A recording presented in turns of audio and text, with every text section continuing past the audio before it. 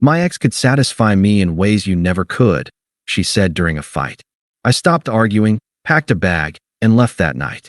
She called the next day crying, begging me to come home, saying she didn't mean it. I said, "Go call your ex. I'm sure he'll satisfy your apologies too." Hey viewers, before we move on to the video, please make sure to subscribe to the channel and hit the like button if you want to see more stories like this. Thanks. The rain tapped a relentless rhythm against the kitchen window, a dull soundtrack to a fight that was going nowhere. Again, you just don't listen, Alex. It's not about the dishes. It's about what it means. Jenna's voice was a sharp instrument, honed by 2 hours of circular arguing. I leaned against the counter, my head throbbing in time with the rain.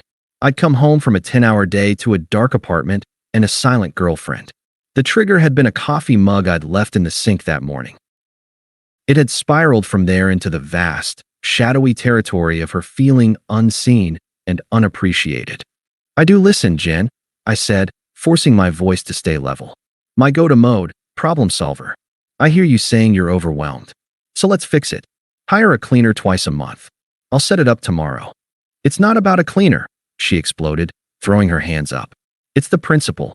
It's the fact that I have to ask. Don't you see? I shouldn't have to be your manager. I need a partner who anticipates, who understands what I need without a damn spreadsheet." A flashback, brief and bitter, flickered behind my eyes. Me, sitting with her at this very table a year ago, holding her while she sobbed after her father walked out on her mom. My shirt was damp with her tears. "You're my rock," she'd whispered. "I don't know what I'd do without you." The memory dissolved into the present tension.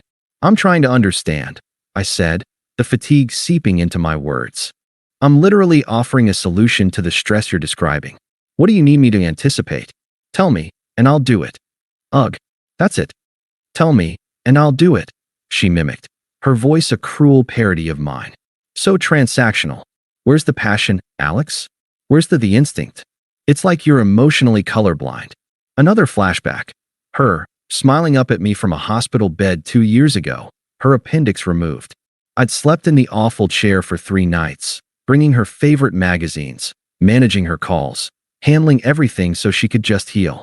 "You take such good care of me," she'd said, squeezing my hand. That man in the memory felt like a stranger to the one being eviscerated in this too bright kitchen. I took a deep breath, pinching the bridge of my nose. "Okay, I'm not perfect. I'm logical. I see a problem, I want to fix it. That's how I'm wired. But you're saying you need something else. Something more. So help me out. What does that look like? What do you need that I'm not giving you?" I asked it honestly. A final, desperate attempt to bridge the canyon that had opened up between us. I wanted the blueprint. I would have studied it, memorized it, built it for her with my own hands. She went very still. The angry flush on her cheeks deepened. Her eyes, usually a warm hazel, were dark and glinting. The air left the room. This was it, the pivot point. I didn't know it yet, but I just handed her the detonator. "What do I need?" she said, her voice dropping to a low, dangerous register. It wasn't loud anymore. It was intimate, venomous. "You want a list? You want it spelled out for your logical, problem-solving brain?" "Yes," I said, bracing myself. "I do." She took a step closer. The ghost of a smile, utterly devoid of warmth, touched her lips. "Fine. You want to know? Fine." She paused, letting the silence stretch, ensuring she had every atom of my attention. "My ex, Mark, could satisfy me in ways you never could." The words didn't register at first. They were just sounds, bizarre and out of context, like hearing a line from a foreign film. Then they hit. A cold, sharp spear of pure nullity drove straight through my sternum. The background noise of the rain, the hum of the refrigerator, the very blood in my own veins, it all just stopped. The world became a silent, high-definition picture of her face, twisted in triumphant cruelty. She wasn't done. Empowered by the impact, she leaned in. Emotionally, physically, all of it. He knew how to make a woman feel wanted, desired, like he couldn't breathe without her. "You." She let out a short, derisive laugh. "You make me feel like a task on a to-do list.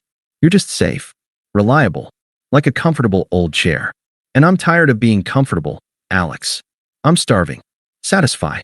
The word echoed, obscene and brutal. Never could. Another flashback, this one involuntary and devastating. Her, beneath me in this very apartment, in the early days. Her eyes wide, her whisper in the dark. I've never felt like this with anyone. A lie. All of it a lie. The pain was astronomical, a supernova going off inside my ribcage, but it was instantly vaporized by a vacuum of absolute zero. The love, the worry, the future plans, the shared memories, they didn't burn, they simply ceased to exist, turned to ash, and was swept away by the chill wind of her truth. I looked at her, really looked. I saw the woman I'd planned a life with, and I felt nothing. Not anger, not sorrow. An utter, profound emptiness. I didn't say a word. I turned on my heel and walked out of the kitchen. "Where are you going?" she called after me, her voice tinged with the first note of confusion. "We're not done talking." I walked down the short hall to our bedroom. Our bedroom. The past tense settled over me like dust. I went to the closet and pulled my old gym duffel from the top shelf. "Oh, so you're just going to run away?" Her voice was closer now. She stood in the doorway, her arms crossed, but the defiant posture was starting to look brittle. "That's what you do when things get hard. You shut down." I ignored her. With a calmness that felt alien, I opened my dresser. Socks, boxers, t-shirts. I packed methodically, folding nothing, just placing them in the bag. Passport from the lockbox. Laptop and charger from the desk. "Alex, stop it." The confusion was giving way to panic. "What are you doing? Stop being dramatic." I zipped the bag shut. The sound was final. I slung it over my shoulder, picked up my work laptop case, and turned to face her. She was blocking the doorway. I looked at her. My eyes met hers, and I saw her flinch. She was looking for the love, the hurt, the anger, the fuel for her fire. She found nothing. Just a flat, exhausted vacancy. "Move, please," I said. My voice was quiet, perfectly even. It didn't sound like mine. "No, you don't get to just leave. We have to talk about this." "There's nothing left to say," I said, the words as simple and true as any I'd ever spoken. I didn't push past her. I just waited. After a tense 3-second standoff, something in my expression, the complete lack of anything she could grab onto, made her step aside, her face pale. I walked down the hall, past the kitchen where the ghost of our life together still hung in the air. I grabbed my car keys from the bowl by the door. "If you walk out that door, Alex, don't you dare come back," she shouted, the panic morphing into a last-ditch attempt at control. I didn't answer. I opened the door. The sound of the rain rushed in. I stepped into the damp, cold night and pulled the door shut behind me. The click of the latch was softer than a heartbeat, but it was the loudest sound I'd ever heard. It was the sound of the end. I got in my car. I didn't slam the door. I started the engine. I didn't peel out. I drove slowly, aimlessly, for 20 minutes, the heater blasting against a chill that came from deep inside my bones. I found a motel on the highway edge of town, a place of fluorescent lights and stale air. I paid in cash for 2 nights. In the silent, anonymous room, I sat on the edge of the stiff bed. I placed my phone on the nightstand. I watched it. I waited. The emptiness inside was complete. The man who loved Jenna was gone, left behind in that apartment with the coffee mug and the shattered future. The man in this motel room was just a void. And in that void, there was a terrible, quiet peace. The fight was over. She had won by destroying the battlefield. And as I sat there in the silence, I knew, with absolute certainty, that I would never fight for her again. The motel room air smelled of antiseptic cleaner and stale cigarettes. I sat in the dark, the only light the pale glow from the parking lot security lamp bleeding through the thin curtains. My phone, face up on the nightstand, was a silent, black rectangle. It stayed that way for exactly 17 minutes. Then it lit up. The screen flashed with her name and a picture from happier times, her laughing at the beach, her head thrown back. The vibration was a frantic, buzzing skitter against the particle board nightstand. It went to voicemail. 30 seconds later, it happened again. And again. I didn't touch it. I watched the calls come in like a scientist observing a phenomenon. Call. Voicemail. Call. Voicemail. A text notification popped up, then another, stacking over her photo. I finally reached over and picked it up. Not to answer. I went to settings. I turned off the ringer. I turned off vibration. I left the notifications on. I needed to see the data stream. I needed proof of the transition, The pivot from cruelty to regret. It was the only thing that felt real. I opened the text thread. Jenna, 12:14 a.m. Alex, where are you? Jenna, 12:18 a.m. This is insane. Come home so we can talk like adults. Jenna, 12:31 a.m. I'm worried about you. Please answer. The tone was all wrong. It was the tone of someone who'd misplaced their wallet, not detonated their relationship. I swiped them away. I opened the voicemail. The first one was from the initial flurry. Her voice was tight, controlled, a thin layer of concern over steel. Alex, it's me. Look, I was angry. I said things I didn't mean. You driving off in the middle of the night isn't safe. Call me and tell me where you are. We'll talk. I deleted it. The second one came 20 minutes later. The control was cracking. Okay, fine. I'm sorry. I'm sorry I said that about Mark. It was a low blow. I was just so frustrated. But you can't just leave. We have a life together. Come home. Please. It was a low blow. Not a lie. A tactical error in a fight she still thought we were having. I deleted it. The third voicemail arrived at 1:47 a.m. This one was different. The sound quality was muffled, wet. She was crying. Baby, I'm so sorry. I didn't mean it. I didn't mean any of it. I was just angry. I wanted to hurt you because I felt hurt. Please come home. He was awful. You know he was. You're everything he wasn't. You're stable and good, and you love me. Please, Alex, please answer. I love you. There it was. The full reversal. The weaponized memory was now a lie. My stability, once her insult, was now my virtue. I felt a distant, clinical interest. This was the predictable script. I pressed delete. The texts continued through the night, a linear map of her escalating panic. Jenna, 2:23 a.m. I can't sleep. The bed is too big. I'm so sorry. Jenna, 3:11 a.m. please. Just a text. Let me know you're safe. Jenna, 5:02 a.m. Are you really going to throw away 3 years over one sentence?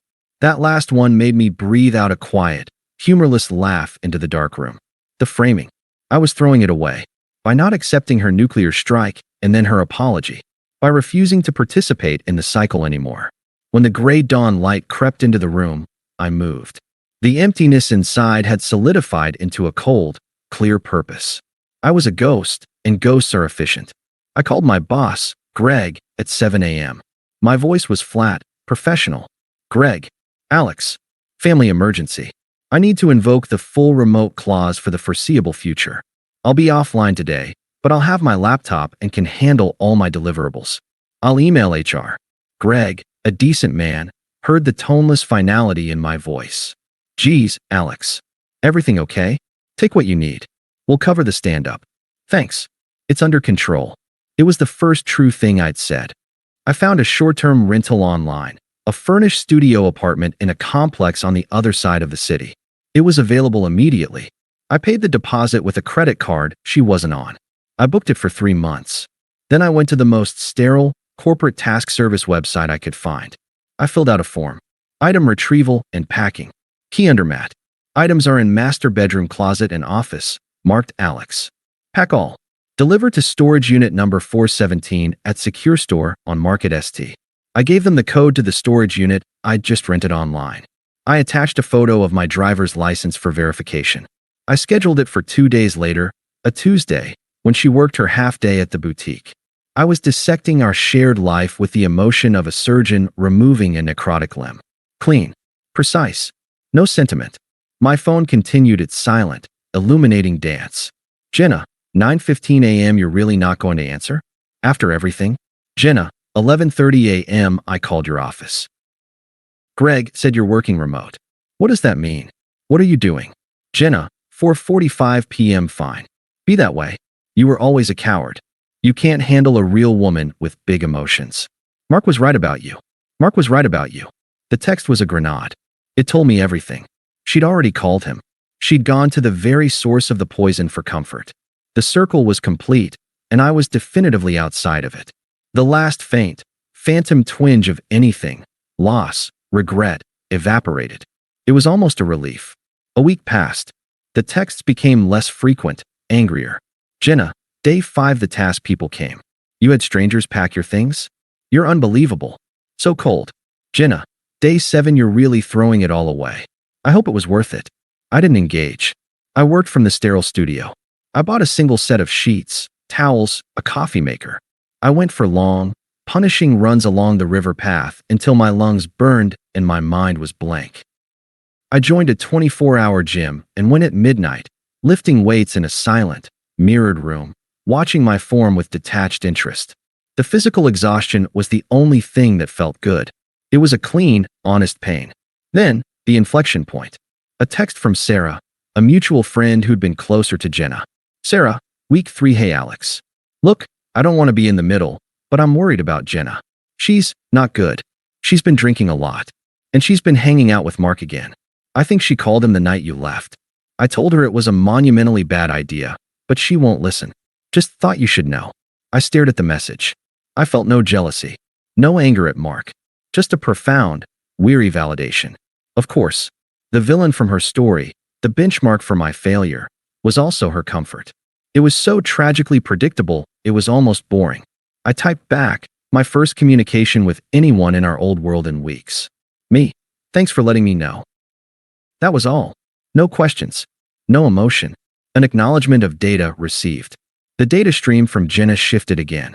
The anger bled out, replaced by a confused, plaintive tone. Jenna, week 4. Why is he like this? He promised he'd changed. Jenna, week 5. He's so critical. Nothing I do is right. You were never mean to me.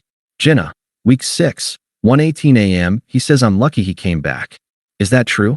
Am I lucky? The grammar deteriorated. The texts were often late at night. I imagined her on her couch, a bottle of wine empty beside her, typing these confused pleas into the void where I used to be. Then, a voicemail. Her voice was slurred, thick with tears, and something else, defeat. Alex, it's me. He moved in. Just for a little while, he said, until he gets on his feet. But he doesn't. He doesn't look for jobs. He uses my car. He ordered a new TV on my Amazon account. I asked him about it, and he got so angry. He said I was materialistic, that I didn't support his process. You always supported me, even when my ideas were dumb. Why did I? I'm so scared, Alex. I don't know what to do. Click. I saved that one. Not out of sympathy, but as a specimen. The full, ironic arc satisfying Mark was now a leech. The man who knew how to make a woman feel wanted was making her feel used and terrified. The final piece of the puzzle came not from her, but from a local news alert on my phone a few days later. I'd set it for City News. The headline was unremarkable. Police seek man in connection with series of rental scams, identity fraud. I almost swiped it away. Then the name in the second paragraph caught my eye. The suspect, identified as Mark D., 32, is known to frequent downtown bars and often targets individuals through former romantic connections, according to victims. A link. I clicked it. There was a grainy DMV photo. Handsome in a slick, untrustworthy way. A knowing smirk. Mark. The article detailed it. Sweet-talking former flames. Moving in temporarily. Borrowing financial information for joint investments. Opening lines of credit. Then disappearing. 2 pending warrants. More victims likely. I closed the article. I looked out the window of my quiet, clean studio. The sun was setting. I felt nothing. No triumph. No, I told you so. It was just a factual closure to a chapter I'd already finished reading. My phone lit up one more time that night. Not a text. A voicemail. The last one I would ever listen to. Her voice was a broken whisper, all pride and pretense gone. It was just raw, animal fear. He's gone. He took the cash from the jar. He took my grandmother's necklace. The police were here. They showed me his picture. They asked questions about me. They think I knew. Alex, he's a criminal. Everything he told me was a lie. Everything I said to you, it was all a lie. I have nothing. I am so alone. Please, please call me back. You're the only good thing I ever had. Please. The message ended with a sound that might have been a sob or the phone dropping. I held my phone. I played the message one more time, listening to the sheer, unvarnished wreckage of her life. I felt the vast, quiet space inside me. The peace was still there, undisturbed. Her hurricane was finally hitting shore, but I was hundreds of miles inland, in a place of perfect calm. I selected the voicemail. I pressed delete. Then I went to my settings, found her contact, and scrolled to the bottom. I tapped block this caller. The final, silent severance. Not an act of anger. An act of hygiene. The detachment was complete. The unraveling was hers alone. And from my quiet, empty room, I watched the last thread snap, feeling nothing but the profound, unshakable certainty that I would never get pulled into her chaos again. The middle was over. The silence, finally, was my own. Peace, I discovered, wasn't an absence of noise. It was a presence. The presence of silence you chose, of space that belonged only to you. In the 6 months since I'd walked out, I'd built a life within that quiet. The studio apartment was now just a stopgap memory. I'd bought a small, modern condo with a view of the river. It was full of light, clean lines, and nothing that whispered of the past. My body, once just a functional vessel, had been reshaped by discipline. The midnight gym sessions had carved out definition, not for anyone else, but because the burn of iron was a tangible, honest feeling. My work had flourished in the absence of emotional drama. I'd led a project that landed a major client, and the resulting bonus had paid for the new condo's down payment. I was, by any objective measure, thriving. But the real victory was internal. The silence inside me was no longer empty. It was spacious, filled with a calm self-possession I'd never known before. When the wedding invitation for Sarah and her fiancé, Ben, arrived, I felt no dread. Only a mild curiosity. Sarah had been the one decent conduit of information. She'd never pressured me, just quietly shifted her allegiance as the truth became undeniable. Going wasn't about proving anything. It was about closing a social loop on my own terms.